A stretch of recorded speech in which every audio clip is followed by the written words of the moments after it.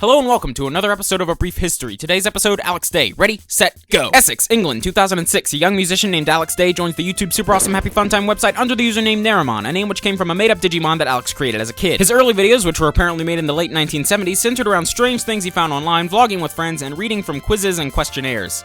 Actually, now that I think about it, his early videos are pretty much the same as the more recent ones. There's no. No! No! These vlogs characterized Alex's channel, but as I said before, he is a musician, and in 2008, Alex formed a Trock band called Chameleon Circuit. Now, for those of you who do not know, Trock stands for Time Lord Rock, or music about the long-running BBC television show Doctor Who. The band originally consisted of Day, Charlie McDonald, Liam Dryden, and Chris Beattie, but has since gone through some lineup changes, which we will get to later. Chameleon Circuit released their self-titled debut album in June of 2009, only 2 months after Alex released his solo debut, Parrot Stories.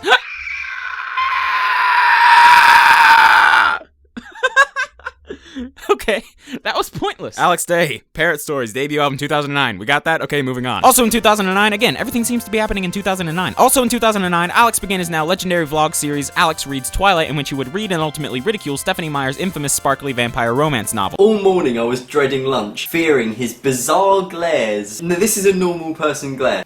The only way I can imagine a bizarre glare is if it was this.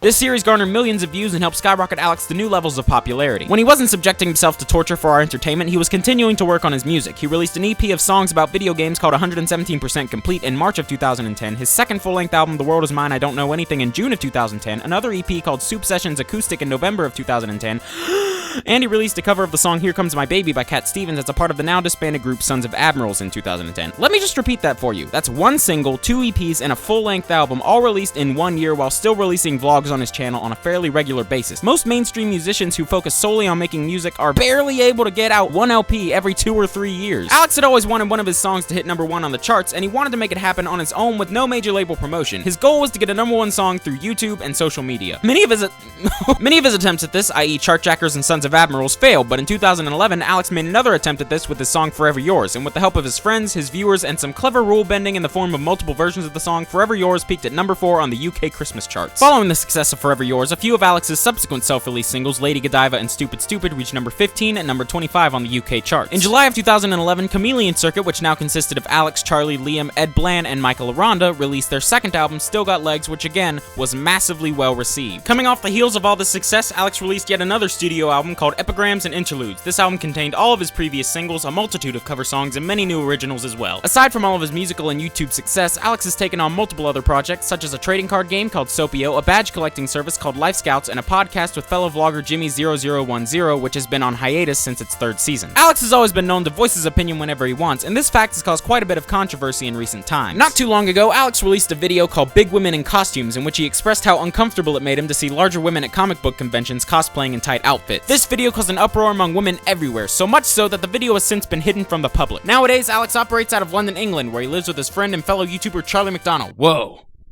Deja vu. Alex Day is among the hardest working people on YouTube. He has been praised as the future of music, and given the independent success he's had, I think that might just be right. I'll see you in a week, guys. DFTBA.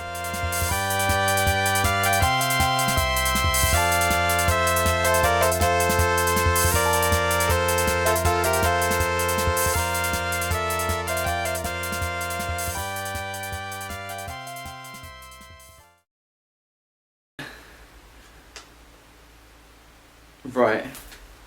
Well, this isn't cereal. I'm not even listening to anything you're saying, I'm just sort of nodding. You're just looking into the face. Just something else for you to ship, innit? Eh? Oh, yeah. Go on your little comments. New girlfriend. She's wearing his coat. What does that mean? According to funquizcards.com/quiz/girl, you are a classy girl. Yay! Well done. Woo! And you know how... So she goes and sits down next to him, and he just spends the whole lesson just sort of looking at her like she smells weird.